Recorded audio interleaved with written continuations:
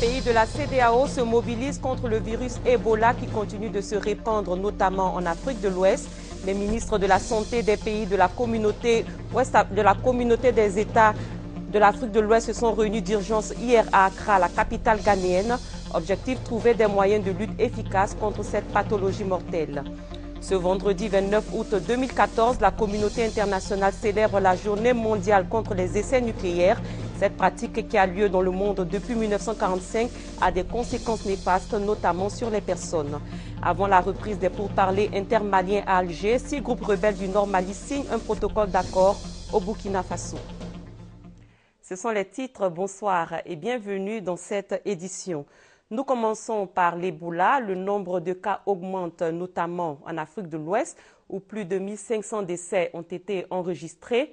Pour trouver une solution au problème que constitue la fièvre hémorragique, les ministres de la Santé de la Communauté économique des États de l'Afrique de l'Ouest se sont réunis hier à Accra, au Ghana. Il s'agissait d'une réunion de crise pour discuter des moyens de lutte contre l'épidémie. Réunis au Ghana jeudi, les ministres de la Santé des 15 pays d'Afrique de l'Ouest ont annoncé une harmonisation de leurs actions pour contenir l'épidémie d'Ebola. Quand il y a des situations de crise, des situations politiques dans l'un des pays, nous nous mobilisons pour envoyer une armée pour aller éteindre le feu. Eh bien, nous pouvons considérer que nous sommes en guerre contre Ebola. Maintenant, tout le monde se rend compte que quand la maison du voisin brûle, ce n'est pas la peine de fermer sa porte. Car en faisant cela, vous ne voyez pas que le vent change de direction et que vous vous retrouvez au milieu même de l'incendie. Raison pour laquelle une mobilisation financière forte et coordonnée est annoncée pour les pays déjà affectés comme pour ceux qui ne le sont pas encore, pour mettre en place les cordons sanitaires, acheter le matériel de mise en quarantaine, en essayant d'éviter les effets pervers de ces dispositifs qui peuvent isoler les malades et couper des régions entières du reste du monde. Les restrictions excessives sur les voyages et les fermetures de frontières vont affecter très négativement l'économie de notre sous-région. La fièvre hémorragique Ebola touche désormais 4 pays, a déjà fait plus de 1500 morts. Elle pourrait contaminer 20 000 personnes, selon l'OMS, des chiffres qui donnent la mesure du défi en cours. Le virus Ebola continue de se propager, surtout en Afrique de l'Ouest. Après la Guinée, la Sierra Leone, le Libéria et le Nigeria, c'est au tour du Sénégal d'enregistrer son premier cas avéré de la maladie, devenant ainsi le 5e pays touché par l'épidémie. Le malade a été placé sous quarantaine. Il n'y a pas encore eu de cas avérés de la maladie en Côte d'Ivoire, mais pour empêcher l'entrée du virus Ebola dans le pays, le gouvernement sensibilise à travers des mesures préventives.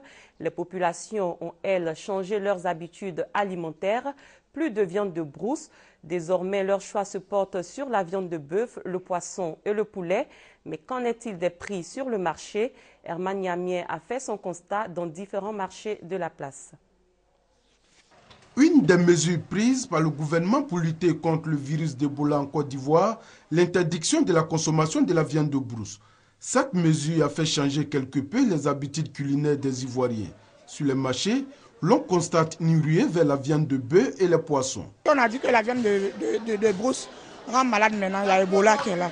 Donc nous préférons payer la viande de bœuf. Depuis l'arrivée de cette maladie nommée Ebola, j'ai cessé de manger la viande de brousse. Maintenant, je me tourne vers le poisson, la viande du bœuf et puis le poulet. Maintenant, on consomme du poisson et du poulet, mais la viande de brousse ne fait pas partie de notre menu. La mesure n'a pas d'incidence sur le prix de la viande de bœuf et du poisson. Mais les commerçants disent se frotter les mains. Ils soulignent que la clientèle a augmenté. Avant, là, il va au mettre 30 kilos, maintenant il vend 60. Là, c'est plus que c'est augmenté encore quoi. Tous les clients disent non, il y a Boya, mais il y a les clients qui viennent. Les gens qui viennent tout, mais regarde, il y a les gens qui viennent payer, tu vois. L'Organisation mondiale de la santé OMS dénomme 3069 cas d'Ebola, dont plus de 1500 décès dans 4 pays d'Afrique de l'Ouest. En Côte d'Ivoire, le gouvernement est au front pour éviter l'entrée de cette maladie sur le territoire. Près de 2000 essais nucléaires ont été réalisés dans le monde depuis 1945. Les conséquences de ces tests ont été tragiques. Des milliers de personnes continuent d'en souffrir. Une journée a donc été décrétée contre ces essais nucléaires. Elle est commémorée le 29 août de chaque année. Voici pour vous les explications de Kader Ouattara et Salima Toudia avec le commentaire de Hamza Diaby. L'Inde, le Pakistan et la Corée du Nord, en plus des membres permanents du Conseil de sécurité de l'ONU, détiennent l'arme nucléaire. Depuis 1945, année marquant le premier essai nucléaire, la course aux armements a provoqué 2000 essais, dont 1800 attribués aux États-Unis d'Amérique et à l'ex-Union soviétique. Au départ, détenir ces armes était un signe de puissance scientifique et militaire. Mais avec le recul et l'expérience, les conséquences ont été tragiques. Des milliers de personnes à travers le monde souffrent toujours des affres dues à ces essais. Ces incidents justifient l'instauration d'une journée internationale contre les essais nucléaires et l'existence d'un traité d'interdiction de ces essais. Un traité qui a pour but d'être une barrière au développement des armes nucléaires. Nombre d'actions dans bien des pays, tant au niveau des gouvernements que de la société civile, ont contribué à faire progresser la cause de l'interdiction de ces essais nucléaires. En Côte d'Ivoire, par exemple, un atelier de validation du plan intégré d'appui à la sécurité nucléaire pour le pays s'est tenu du 19 au 21 août dernier. Un plan a été adopté, il identifie les actions à mettre en œuvre et les échéances afin de parvenir à un système national de sécurité nucléaire plus conforme aux normes et exigences internationales. Il sera bientôt soumis au gouvernement pour approbation. Avec des pas comme celui-ci, certainement qu'on en finira avec les essais nucléaires.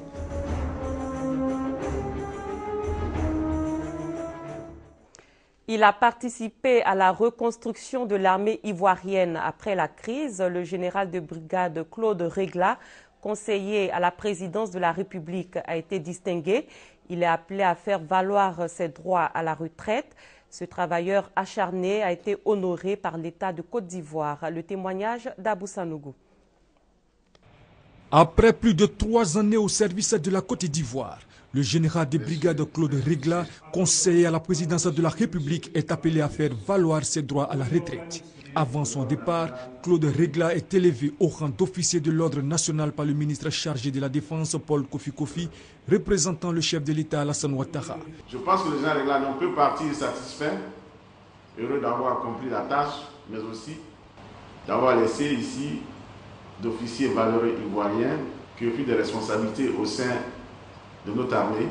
Selon le chef d'état-major particulier de la présidence de la République, le général Regla est un partenaire et un travailleur acharné. C'est pour la Côte d'Ivoire une fierté et un honneur de t'avoir eu pendant toutes ces années. Tu as apporté ton capital d'expérience à l'élaboration d'importantes réformes qui ouvrent une perspective radieuse à une sécurité présidentielle émergente. Très touché par cette marque de reconnaissance et de considération, le récipiendaire a salué la Côte d'Ivoire pour l'honneur à lui rendu. Je pars pas toujours satisfait, parce qu'on part toujours avec un petit sentiment d'inachevé, évidemment, mais je pars serein. Je crois qu'il ne faut pas perdre de vue les grandes ambitions, les grandes orientations, et l'objectif sera de remettre la Côte d'Ivoire dans le paysage régional à la place qui est la sienne, dans le concert des nations, et vous y êtes attachés. Le général de brigade Claude Regla a contribué à la reconstruction de l'armée ivoirienne après la crise post-électorale. Les forces républicaines de Côte d'Ivoire se sont entraînées récemment avec les soldats de l'opération Licorne. Il s'agit du 2e bataillon d'infanterie de Daloa. Ils ont démontré leur capacité à assimiler dans des conditions extrêmes de combat. Abou Sanougou. Reconnaissance d'axes et de localités, réaction à une embuscade, secourisme de combat, instructions sur le tir de combat.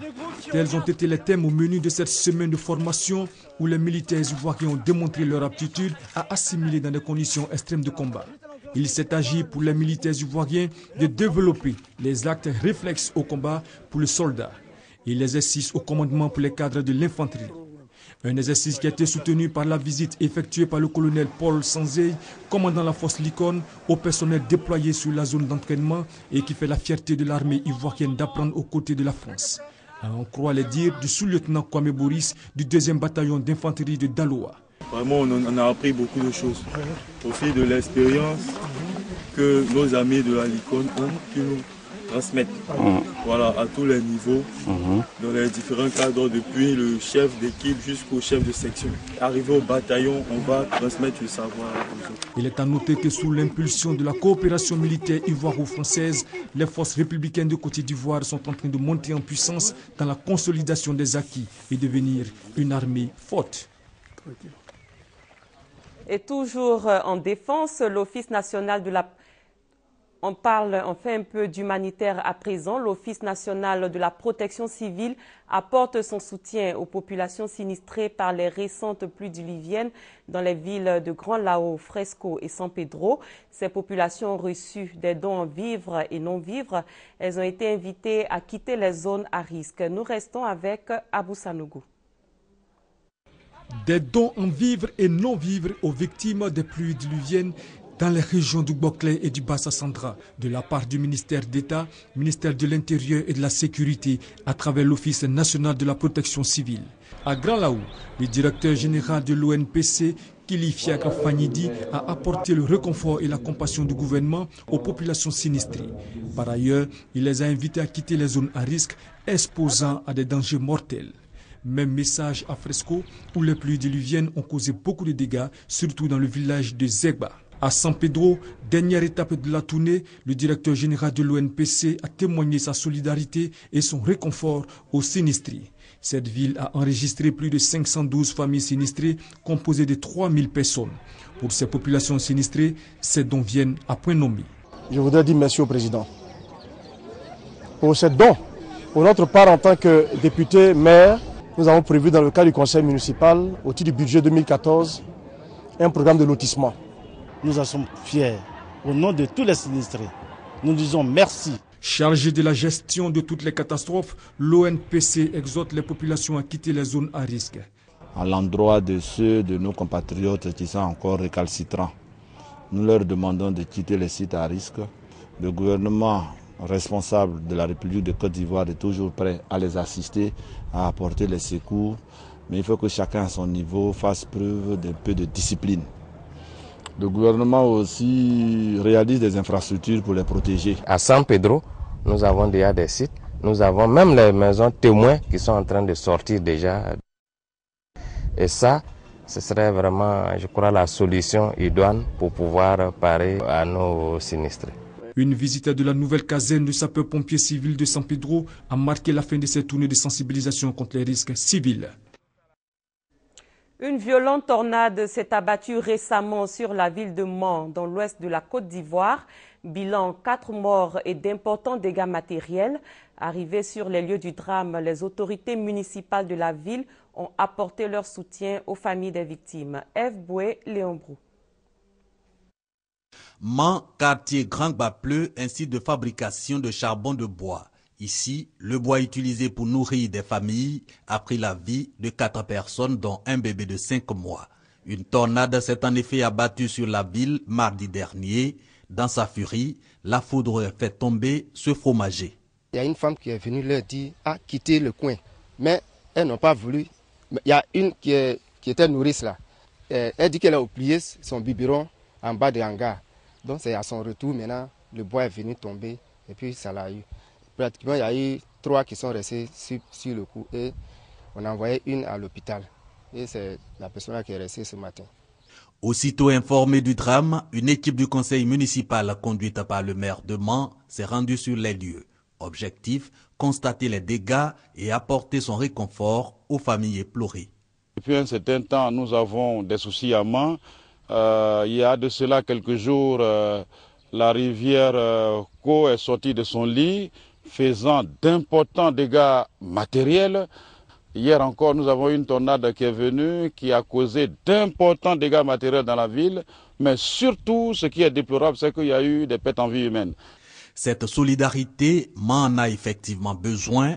En plus de ces morts, la ville s'est retrouvée défigurée après cette tornade. Inondation dans certains quartiers, une situation qui met à rude épreuve les services techniques de la mairie de Mans. La biodiversité est une question cruciale pour le ministère de l'Environnement, de la Salubrité urbaine et du Développement durable. Il a tenu récemment un atelier à Boisseau à l'attention des populations, des collectivités territoriales et des ONG. La rencontre a permis d'informer et de sensibiliser les participants au concept d'aire marine protégée. Grâce Kondo. Le réseau ivoirien d'aires protégées, constitué de parcs et réserves naturelles, ne couvre pas le domaine marin. La surexploitation et la pollution des eaux mettent donc en danger les poissons et les plantes. Face à cette menace, un atelier national sur les aires marines protégées a été organisé par le ministère de l'Environnement, de la Salubrité urbaine et du Développement durable. Objectif, sensibiliser sur la préservation de la biodiversité marine. Les aires marines protégées d'abord sont créées pour plusieurs raisons. D'abord pour préserver la biodiversité d'une zone donnée. Par exemple, les poissons. On sent que dans cette zone, il y a des poissons rares ou bien les sites rares, uniques. Il faut préserver pour les générations futures. C'est un processus qui ne se décrète pas. Il est participatif et il doit être ouvert à toutes les parties prenantes. Le réseau ivoirien d'aires protégées est estimé à 2 millions d'hectares, soit 6,5% du territoire national. C'est pourquoi les populations ont marqué leur engagement à accompagner ce processus de création des aires marines protégées. Dès l'instant où il y a quelque chose qui s'ajoute, le côté socio-économique qui s'ajoute, ça intéresse le village. Ces villages-là sont appelés à se développer. On ne peut pas rester stationnaire. On est appelé à nous développer. Donc tout ce qui peut nous permettre d'avoir un plan de développement, ça nous intéresse. Au cours de cet atelier, plusieurs présentations ont permis aux participants intervenant dans ce domaine d'être formés sur le concept d'aires marines protégées ainsi que leur apport dans la gestion durable de l'environnement et des ressources halieutiques. Et pour ouvrir la page politique de cette édition, on s'intéresse à une rencontre des femmes du RDR, le Rassemblement des Républicains. Les 18 et 19 octobre prochains aura lieu le 3e congrès ordinaire des femmes républicaines de Côte d'Ivoire, le premier du genre depuis l'élection du président de la République Alassane Ouattara. Un pagne a été choisi pour l'événement. Son coût, 15 000 francs CFA la pièce. L'objectif final de ce conclave des femmes du RDR reste la réélection du chef de l'État à la présidentielle de 2015. Marie-Laure Magnissé, Victorine Yaoyoboué pour le compte-rendu. Élection 2015, femmes unies et rassemblées pour ados. C'est autour de ce thème que va se dérouler le 3e congrès ordinaire des femmes républicaines de Côte d'Ivoire. C'est le premier du genre depuis l'élection du président Alassane Ouattara à la tête du pays. Les femmes du parti veulent donc marquer cet événement par un uniforme. Le choix a été porté sur un pagne, présenté ce mardi par la présidente du comité d'organisation. Je sais que les femmes vont s'arracher ce pagne comme du petit pain, qu'elles seront vêtues aux couleurs de la nation ce jour-là. Pour donner l'exemple, les personnalités présentes ont tout de suite acheté leur pagne. Le coût de ce pagne s'élève à 15 000 francs CFA la pièce. La présidente nationale du RFR a saisi cette occasion pour inviter les militantes à ne pas perdre de vue l'objectif premier de cette mobilisation, à savoir la réélection du président Alassane Ouattara dès le premier tour à la présidentielle de 2015. La direction du parti a décidé de faire un congrès simplement pour qu'on parte en rang serré pour les prochaines élections. Il faudrait que ce congrès soit pour nous une fête pour se remettre en ordre de bataille pour les réélections. Prévu les 18 et 19 octobre prochains, le 3e congrès du Rassemblement des femmes républicaines verra également l'élection d'une nouvelle présidente pour impulser une nouvelle dynamique aux actions des femmes au RDR. Un nouveau parti signe son arrivée sur la scène politique ivoirienne. Il s'agit du DLC, Démocratie pour la liberté et la cohésion. Ce parti se donne pour mission de prôner la paix pour une véritable Côte d'Ivoire émergente. Ahmed Traoré, Abou Sanougou. La démocratie pour la liberté et la cohésion, entendez DLC, est née pour apporter une vision nouvelle à la politique ivoirienne. Ces mots sont de Richard Blé Ouani, président de cette formation politique. Ce parti, créé depuis 14 ans, se donne pour mission de promouvoir les valeurs de la non-violence pour une paix véritable. À la question de savoir si la DLC présentera un candidat à l'élection présidentielle de 2015, le président du parti est sans détour. Le parti n'aura pas de candidat, mais soutiendra l'émergence prônée par les autorités actuelles du pays. Pour mener une véritable politique d'émergence, il faut bien qu'il y ait la paix. Il faudrait que les Ivoiriens aient cette culture de s'asseoir autour d'une table pour donc penser les plaies de la patrie. Richard Blé-Ouani exhorte donc ses camarades à œuvrer pour l'implantation du parti sur toute l'étendue du territoire national. C'est une nouvelle qui va réjouir les usagers de transport en Côte d'Ivoire. À partir de la mi-septembre, de nouveaux centres de gestion intégrés de transport seront ouverts à Abidjan et dans certaines villes de l'intérieur. Ils seront disponibles pour la production et la délivrance de titres de transport. Francis Boifou. Avant mi-septembre, ce bâtiment R+1 à engrais 8e tranche dans la commune de Cocody va abriter le centre de gestion intégré des transports pour la production et la délivrance des titres de transport, notamment le permis de conduire et la carte grise. Quand il sera opérationnel, ce centre va recevoir par jour 1200 personnes avec 62 postes de travail et 2 guichets de banque. Aux 2 plateaux Les Vallons, toujours dans la commune de Cocody, un autre centre de gestion intégré du ministère des Transports devrait ouvrir bientôt. En début du mois de septembre, vous aurez donc 5 centres opérationnels au niveau d'Abidjan. Donc sur la première semaine, vous aurez le centre de la 8e tranche. Vous aurez le centre dédié aux entreprises et aux concessionnaires au niveau de 2 plateaux Vallons. Vous aurez le centre logé dans le siège de Sonatété au niveau donc de Trècheville. Donc par la suite, vous aurez Yopougon et Abobo. L'intérieur a démarré. Vous avez aujourd'hui Yamsokro, Boaké, Daloa, Man, Odjene qui sont fonctionnels actuellement. Vous aurez sur la première semaine de septembre Soubré, Gagnoa, San Pedro et Korogo qui seront également opérationnels. Et au plus tard, au 15 septembre, vous aurez Abengourou, Bondoukou et Aboasso. Les centres de gestion intégrés des transports sont créés par le gouvernement en vue de faciliter la gestion des titres de transport. Par exemple, 30 minutes suffisent désormais pour éditer et sécuriser le permis de conduire. La Banque mondiale et le gouvernement français soutiennent la politique nationale de l'emploi. Ils ont apporté à l'unité de coordination des programmes emploi un appui financier.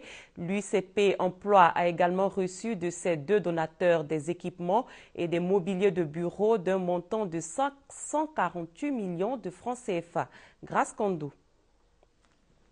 Contrat de désendettement, développement, CDD. Un projet qui a pour objectif, entre autres, de soutenir la politique nationale de l'emploi. Les structures bénéficiaires de ce projet sont souvent confrontées à une insuffisance de matériel de travail dans la mise en œuvre de leurs activités. L'unité de coordination des programmes emploi, l'UCP Emploi, a décidé d'apporter son appui dans la résolution de ce déficit de matériel. Soutenu par la Banque mondiale et le gouvernement français, l'UCP Emploi a remis aux structures bénéficiaires de ce projet des équipements et mobilier de bureau, montant du don 148 millions de francs CFA. L'initiative est encouragée et ça devrait même donner des idées aux autres partenaires pour venir nous accompagner. Et nous, en ce qui nous concerne, nous nous y attelons à trouver les solutions qui puissent donc satisfaire au maximum la jeunesse ivoirienne. La cérémonie d'aujourd'hui visait à officialiser donc la remise des équipements à l'AGEP, à l'AGEFOP, à la plateforme de services, mais aussi à la DGE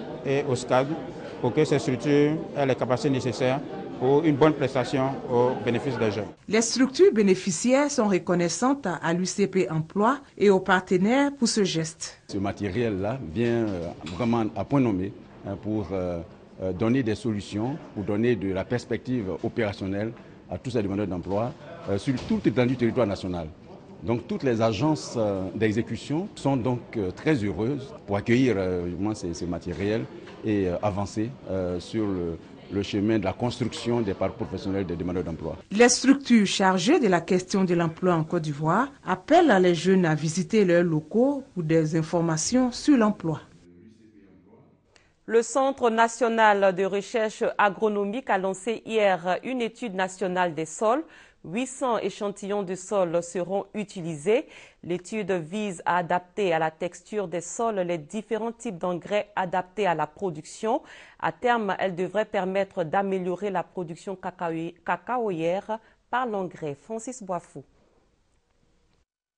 En Côte d'Ivoire, le cacao génère plus de 30% des recettes d'exportation et participe à plus de 15% du produit intérieur brut PIB avec une production d'environ 1,7 million de tonnes en 2013.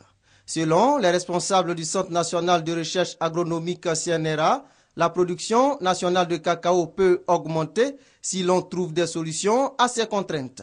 Pour faire face à la baisse de la fertilité des sols dans la cacaoculture, le CNRA vient de lancer le projet de cartographie des sols dans les zones de production cacaoyère. 800 échantillons de sols sont prélevés. Objectif, adapter à la texture des sols les différents types d'engrais utilisés par plus d'1 million de planteurs en vue d'augmenter leur production. Et cela a des avantages pour l'agriculture en général. Démarrée ce jeudi, l'étude des sols par le CNRA va durer 6 mois. Cette étude est financée par le Conseil Café Cacao et l'initiative développement durable du gouvernement hollandais à environ 173 millions de francs CFA. L'actualité à l'étranger, au Mali, les groupes rebelles préparent le second tour des négociations d'Alger avant la reprise des pourparlers intermaliens dans la capitale algérienne. 6 groupes armés du Nord Mali sont en conclave depuis mardi au Burkina Faso. Ils ont signé un protocole d'accord. Après un report de 24 heures, la cérémonie de clôture des travaux des groupes armés touaregs et arabes du Nord Mali s'est finalement déroulée jeudi. Principal fruit des 4 jours d'âpres discussions, le protocole d'accord conclu par 6 des multiples mouvements qui dictent leurs lois par les armes dans la région dite Azawad. Le MNLA, le ACUA, le MAA et 3 autres mouvements politico-militaires s'engagent à cesser toute hostilité entre eux. On a arrêté qu'il n'y a plus d'agression entre les différents groupes. On va constituer un comité ad hoc, une commission ad hoc qui va se rapprocher les groupes davantage. Autre point important de l'accord, l'union sacrée face à Bamako. Jusque-là connus pour leur incapacité à tenir un discours commun, les 6 groupes armés touaregs et arabes décident de parler désormais d'une seule voix au gouvernement malien. Donc, pas de cacophonie à Alger lundi, le jour de l'ouverture du dialogue inclusif intermalien. Les 6 mouvements armés se disent résolument tournés vers la paix. Une solution rapide et juste et définitive et profitable pour nous tous, pour toutes les parties. La paix a un prix. Et je crois qu'aujourd'hui, tous les partis sont prêts à contribuer à ce prix. À Bamako, la presse commente largement la réunion des 6 groupes armés du Nord Mali tenus au Burkina Faso. Cet éditorialiste doute de la bonne foi de ces mouvements touaregs et arabes pour faire réussir la deuxième phase des pourparlers prévus à Alger. Moi, je crois plus aux pressions de la communauté internationale et des différents médiateurs sur les groupes armés principalement pour faire avancer les choses. Parce que du côté gouvernemental, je pense que les choses sont claires. Le gouvernement a fixé des lignes rouges et tant qu'on ne touche pas aux lignes rouges, tout le reste est négociable. Le Nord Mali est plongé dans une crise aiguë depuis plusieurs mois. La présence d'une multitude de mouvements politico-militaires rend particulièrement instable la région. Ce vendredi, une nouvelle attaque a visé un camp de la mission intégrée des Nations Unies à Aguelok, près de la frontière algérienne. Crise en Ukraine face à de nouvelles preuves de l'incursion russe, la communauté internationale se mobilise. Elles attendent de savoir où est passé leur mari ou leur fils. Ces militaires russes qui, selon Moscou, auraient passé la frontière ukrainienne par erreur et dont elles sont sans nouvelles. Nous demandons, les épouses demandent, comment sont-ils passés en Ukraine? Ils disent qu'ils ne parviennent pas à les localiser, mais comment peut-on perdre 350 personnes? La Russie s'obstine à nier la présence de ses troupes, alors que de violents combats se poursuivent. Les autorités de Kiev ont pourtant capturé 10 parachutistes russes. L'OTAN évoque 1 millier de soldats sur la base de photos satellitaires. L'organisation appelle Moscou à cesser ses actions militaires illégales. Les images satellitaires publiées aujourd'hui apportent de nouvelles preuves que des soldats russes équipés d'armes lourdes, sophistiquées, sont en train d'opérer sur le territoire souverain de l'Ukraine. Il y a déjà eu par le passé dans cette crise des photos satellitaires montrant des mouvements de troupes russes. Mais il s'est révélé qu'il s'agissait d'images de jeux vidéo. Les dernières allégations sont plus ou moins du même genre. L'ONU estime que le conflit a fait depuis le mois d'avril 2600 morts. Un bilan signe d'une escalade préoccupante. Samedi, les Européens se retrouvent en sommet à Bruxelles. La voie diplomatique reste privilégiée, mais avec fermeté. Nous avons été clairs à plusieurs reprises dès le mois de mars cette année. Si l'escalade se poursuivait, des sanctions supplémentaires pouvaient être discutées. Le président américain soutient l'idée de nouvelles sanctions économiques, mais pas plus.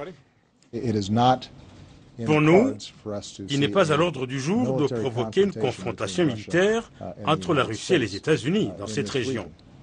Barack Obama a annoncé qu'il recevrait le président ukrainien à la Maison-Blanche dans un mois.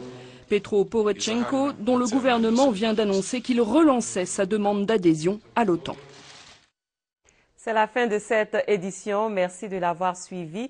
Très bonne suite de programme sur RTI1.